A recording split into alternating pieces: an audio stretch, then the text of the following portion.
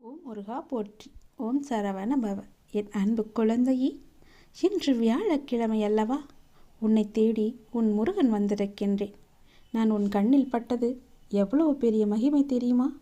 நான் எழுதிய கடிதம் நாளை உனக்கு கிடைக்கப் போகிறது. நாளை சரியாக 11 மணியளவில் நான் எழுதிய கடிதத்தின் முக்கியமான செய்தி உன் செவி வந்து சேரும். கேள், நிச்சயம் அதில் ஒரு நன்மையை வைத்திருக்கின்றேன். உன்னுடைய குடும்பமானது களை கட்டப் போகிறது. ஏனென்றால் என்னுடைய அத்தை லட்சுமி தேவியுடன் நான் உன் வீட்டிற்கு வரப்போகிறேன். செல்வ செழிப்புடன் வளமுடன் நீ வாழப்போகின்றாய். இந்த பழனி முருகன் நான் உனக்குள்ளே வந்து உன் வீட்டிற்குள்ளே தங்கி உனக்கான வேண்டியது எல்லாவற்றையுமே செய்து தரப்போகிறேன். உன் வீட்டில் விருந்தினராக நான் வரப்போகிறேன். செல்வ செழிப்புடன் நான் உன்னை வாழ வைக்கப் போகின்றேன். அன்பு, மகிழ்ச்சி, சந்தோஷம் என எல்லாமே பூத்து குலுங்க போகிறது உன் வீட்டில். சந்தோஷம் நிலைத்து நிற்கப் போகின்றது உன்னுடைய வீட்டில். எப்பொழுதும் போல நீ சந்தோஷமாக இருப்பதற்கு நான் உன்னை ஆசிர்வதிக்கவே உன் இல்லம் தேடி வந்திருக்கிறேன். காலம் என்பது ஒரே மாதிரியாக இருக்கும் என்று நாம் கருதக்கூடாது. அதே நினைப்பிலேயே நாம் வாழ்ந்து கொண்டும் போகக்கூடாது. காலம் என்பது அதற்கேற்ப மாறிக்கொண்டே இருக்கும். தக்க சிம்மாசனங்களும் கண்மறைவாகிவிடும்.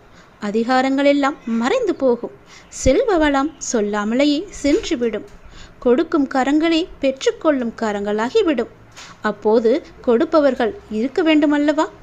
ஆகையால் செல்வம் இருப்பவர்கள் கொடுப்பதை பழக்கப்படுத்தி கொண்டே இருக்க வேண்டும். விதையை அப்படி விதைத்து கொண்டால் பலன் நிச்சயம் கிடைக்கும். கிடைக்காமல் போகாதே. என்னுடையது எனக்கு மட்டுமே என்ற பாவத்துடன் நாட்களை கடத்தி தேவை ஏற்பட்ட போது எனக்கு யாரும் இல்லை என்று கருதினால் பிரயோஜனம் என்ன? தானம் செய்தது வீண் போகாது. ஆறுதல் சொன்னால் அது வீணாகாது. நாம் செய்யும் உதவி வீணாகாது. நல்ல சொற்கள், நாம் பேசும் நல்ல சொற்கள் வீணாகாது. நாம் செலுத்தும் அன்பானது வீணாகாது. தேவை நேர்ந்த போது அதிக பலனை இக்குணங்களே அந்த இறைவனின் வடிவத்தில் பிரத்யட்சமாகும். இப்படி நாம் சேர்த்து வைத்தது எதுவோ அது மட்டுமே ஜீவர்களுடன் வரும். உயர்ந்த கதியை நமக்கு நல்கும். ஆகையால் பிரம்ம ஞானத்தினால் பெறும் பிராப்தியை இவ்விதமாகவும் பெற முடியும் என்பது உனக்கு தெரிய வேண்டும். எனது சொற்களை நீ மறந்துவிடக்கூடாது. உனது கர்மத்தின் பலனை நீ அனுபவித்துதானே ஆக வேண்டும். ஆனால் உனக்கு என் மீது நம்பிக்கை இருந்தால் என் முன்னால் நெருப்பில் வைக்கோல் எறிவதைப் போன்று உனது கர்ம வினைகள் அனைத்துமே எரிக்கப்பட்டுவிடும் என்பதை நீ நம்ப வேண்டும். நீ இப்போது உன் மனதில் ஒரு நல்ல காரியம் செய்ய வேண்டும் என்று நினைத்து கொண்டிருக்கின்றாய் அல்லவா? நிச்சயம் அதை உன்னால் செய்ய முடியும். உன் வீட்டில் கூடிய சீக்கிரம் ஒரு நல்ல நிகழ்வுக்காக நீ காத்து கொண்டிருக்கின்றாய். அந்த நல்ல நிகழ்வும் இப்போது நடக்கப் போகிறது. அதுவும் நிச்சயம் நிகழப்போகிறது.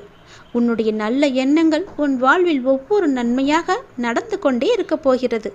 சந்தோஷமாகவே அதை நீ அனுபவிக்கப் போகிறாய். பலருக்கு பலர் அறிய பல அற்புதங்களை அவர்கள் வாழ்வில் செய்துள்ளதை நீ அறிந்திருக்காய்தானே? நானே உனக்கும் அப்படித்தான் செய்வேன். உனக்கு மட்டும் நான் செய்ய மாட்டேன் என்று சொன்னேனா? உனக்கான அற்புதங்களை நான் கொண்டு வந்து கொண்டிருக்கிறேன். அதை பெற்றவுடன் நீ மகிழ்ச்சியுடன் என் கோயிலுக்கு வர நீ தயாராக இரு. உன் வீட்டின் விருந்தினராக நான் வந்து கொண்டிருக்கிறேன். செல்வ செழிப்புடன் நலமுடன் உன் குடும்பம் களை கட்டப் போகிறது. நான் எப்போதும் உன்னுடன் இருந்து உன்னை நல்வழியில் அழைத்துச் செல்லவே நான் இப்போது வந்து கொண்டிருக்கிறேன். என் அழைப்பை எதிர்பார்த்து நீ காத்திரு. நிச்சயம் நான் வருவேன். அன்று முதல் உன் வாழ்வில் பல நல்ல மாற்றங்கள் கொடுத்து உன் வீட்டில் நிரந்தர விருந்தினராகவே இருக்கப் போகிறேன். செல்வ செழிப்பு அன்று முதல் உன் வீட்டில் பல மடங்காக பெருகும். உன் குடும்பம் எந்த கவலையுமின்றி சந்தோஷமாகவே இருக்க நான் உன்னை ஆசிர்வதிக்கிறேன். நல்லது நடக்கும். வாழ்க்கையில் நீ தேடும் ஒன்று உன்னை விட்டு தள்ளி செல்கிறது என்று யோசிக்கின்றாயா? உன் பிரச்சனைகள் என்னவென்று நீ சொன்னால்தான் எனக்கு தெரியுமா? உனக்குள்ளேதான் நான் இருக்கின்றேனே. நான் உன் அருகிலேயே தான் இருக்கின்றேன். நான் உன் கண்களுக்கு புலப்படவில்லையா? என்னை நீ மறந்து விட்டாய், உதாசீனப்படுத்தி விட்டாய் என்று நான் கூறவில்லை. என்னை நீ மறந்து விட்டாய் என்றுதான் கூறுகிறேன். ஏனென்றால் அந்த மாயை என்ற வலைக்குள் நீ சிக்கிக் கொண்டு விட்டாய். அதனால்தான் நான் உன் கண்களுக்கு தெரியாமல் இருந்து கொண்டிருக்கிறேன். ஆனால் நானோ உன்னை சுற்றி எல்லா புறமும் உன்னை நோக்கியே நான் வந்து கொண்டிருக்கிறேன். உன்னை பாதுகாத்து கொண்டு உன் அருகிலேயே இருந்து கொண்டிருக்கின்றேன். நீ என்னை உதாசீனப்படுத்தி விட்டாய் என்று நான் கூறவில்லை. அவ்வாறு நீ செய்யவும் மாட்டாய். ஆனால் என்னிடம் பேசும்போது நடந்து முடிந்த கஷ்டத்தை பற்றிய புலம்பல் மட்டுமே நீ உன்னிடம் இருக்கின்றது.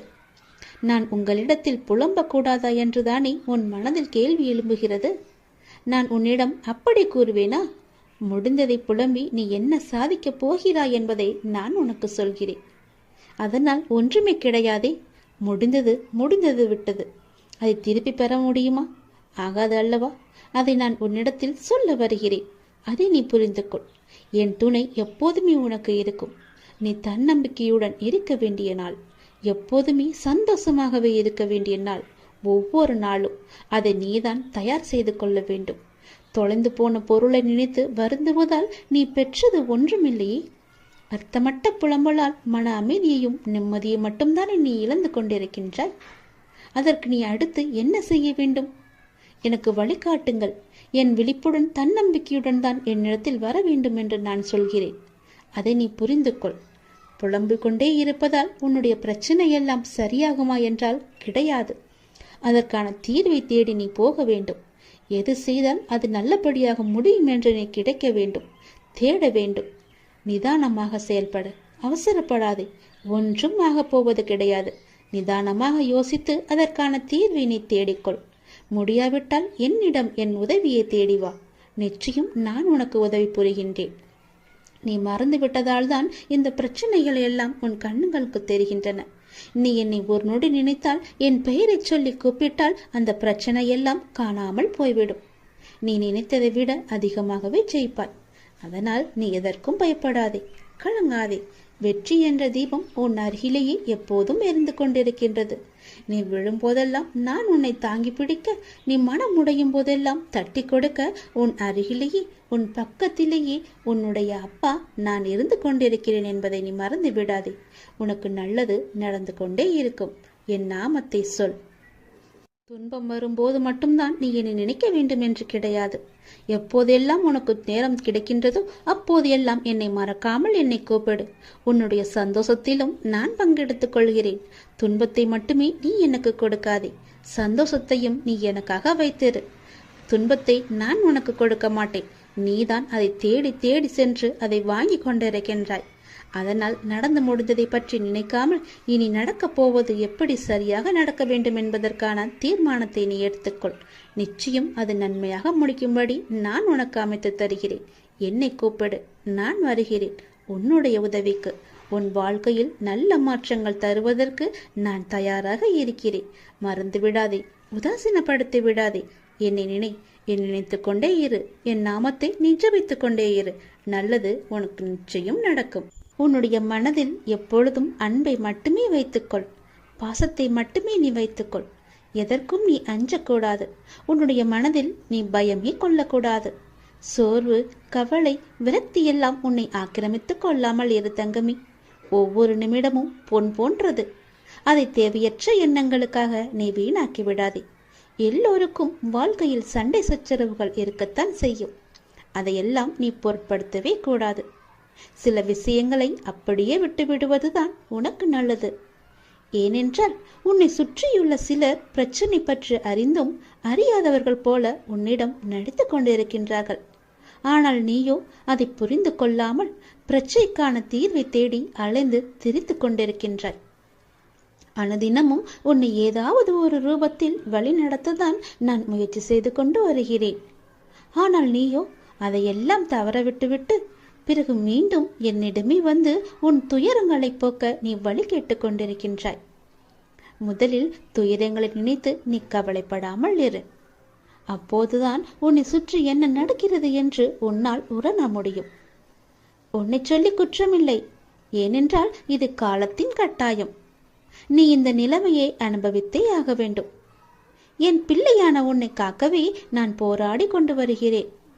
நீ இப்பொழுது அனுபவிக்கும் உன் கர்ம வினைகளின் பெரும்பகுதியை உனக்காக நான் இங்கு அனுபவித்துக் கொண்டிருக்கின்றேன்.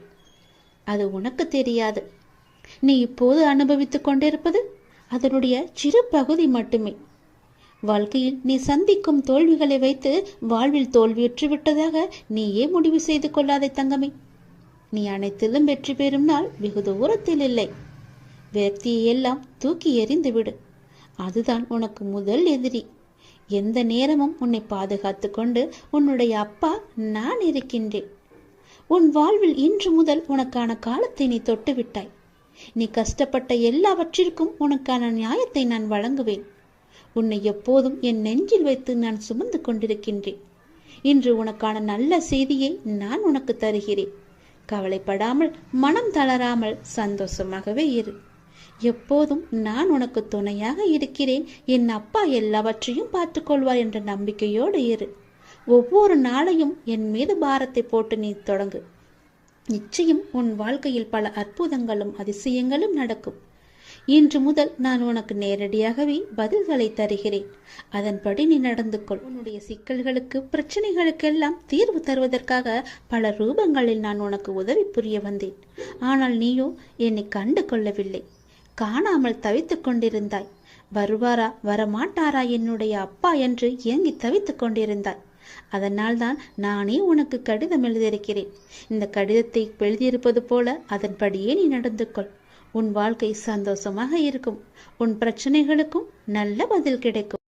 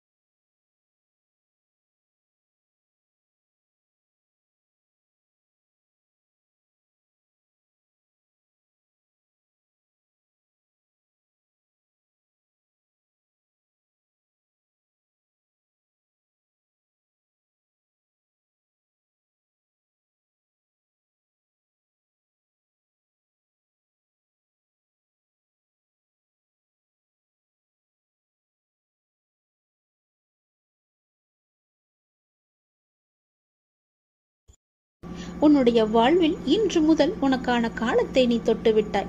நீ கஷ்டப்பட்ட எல்லாவற்றிற்கும் உனக்கான நியாயத்தை நான் வழங்கப் போகின்றேன். நீ நியாயத்தை வழங்குவதற்காக என்னிடம் வந்து மன்றாடி வேண்டிக் கொண்டாய் அல்லவா? அதை தருவதற்காகவே நான் இங்கு வந்திருக்கின்றேன். உன்னை எப்போதும் என்னுடைய நெஞ்சில் சுமந்து கொண்டிருக்கின்றேன் என்பதை நீ மறந்து விடாதே. நான் உன்னை பார்க்கவில்லை, மௌனமாக இருக்கின்றேன், ஏதும் எனக்கு பதில் சொல்லவில்லையே என்று என் மீது நீ கோபத்தில் இருப்பது எனக்கு புரிகின்றது. நான் மௌனமாக இருப்பதற்கு கூட இதுதான் காரணம். இன்று உனக்கான நல்ல செய்தியை நான் பரிசளித்திருக்கிறேன். இனியும் பரிசளித்துக் கொண்டே இருப்பேன். இனி தொடர்ந்து மேலும் உனக்கான நல்ல செய்தி வந்து கொண்டே இருக்கும். நீ தளராதே. மற்றவர்கள் உன்னை வசைப்பாடினாலும் நீ கலங்காதே. யாரை பற்றியும் நீ பேசாதே. உன்னுடைய கோபத்தை மட்டும் நீ குறைத்துக்கொள். உன் சூழ்நிலைகளை எல்லாவற்றையும் மாற்றி நான் அமைத்து தருகின்றேன். உனக்கான வெற்றி பாதையில் நீ முதல் அச்சை என்று நீ பதித்து விட்டாய். விரைவில் அதில் ஓவியமாய் நீ பயணிக்கப் போகின்றாய். இன்று நீ கண்ணீர் மல்க என் முன் வந்து நின்றாயல்லவா? என் பிரச்சனைகளுக்கு விடிவு காலம் கேட்டாயல்லவா? அதற்கு நான் உனக்கு இன்று முதல் நேர்முகமாகவே பதிலளிக்க ஆரம்பித்து விட்டேன். உனக்கு நிச்சயம் நல்லது நடக்கும். வெற்றி பாதையில் நீ நடை போடுவாய். உன்னை விட்டு நான் விலகப் போகிறேன் என்று யார் சொன்னது? நான் விலகவே மாட்டேன். நீயே என் மீது கோபம் கொண்டு விலகி போனாலும் நான் உன் கைப்பிடித்து என் அருகிலேயே எப்போதும் வைத்துக் கொள்வேன். என்னை விட்டு நீ விலகிச் சென்று விட்டாய், மாயை என்ற எதிர்மறை உன்னை வந்து சூழ்ந்து கொள்ளும். பிறகு உன் வாழ்க்கையே இருண்டு போய்விடும். அதற்காகத்தான் நீ எனக்குள்ளே பக்கத்திலேயே இருக்க வேண்டும் என்று நான் உன் கைப்பிடித்து உன்னை என் அருகிலேயே வைத்துக் கொள்கின்றேன். என்னால் எல்லாவற்றையும் உன்னிடம் முழுவதுமாக சொல்ல முடியாது. நான் மௌனமாக இருப்பதற்கு பல காரணங்கள் இருக்கின்றன. அதற்கு நீயும் ஒரு காரணம். எல்லா வழிகளையும் வார்த்தைகளால் வெளியே சொல்லிவிட முடியாது. ஓசையின்றி மௌனமாக அழுகின்ற 1000 வழிகள் இங்கு எல்லோருடைய மனதிலும் உண்டு. ஒரு மனிதன் தனது துயரத்தில்தான் உண்மையான மனிதர்களை அறிகின்றான்.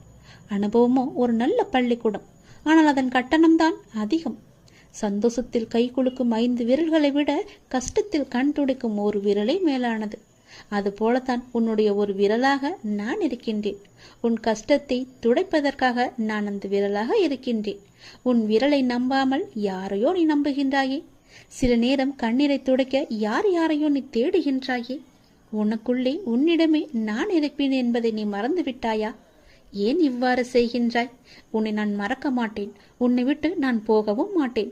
உன் கஷ்டத்தையும் கண்ணீரையும் துடைப்பதற்கே நான் இருக்கின்றேன். நீ என் மீது கோபப்பட்டாலும் சிலவற்றை தான் என்னால் சொல்ல முடியும். முழுமையாக சொல்ல முடியாது.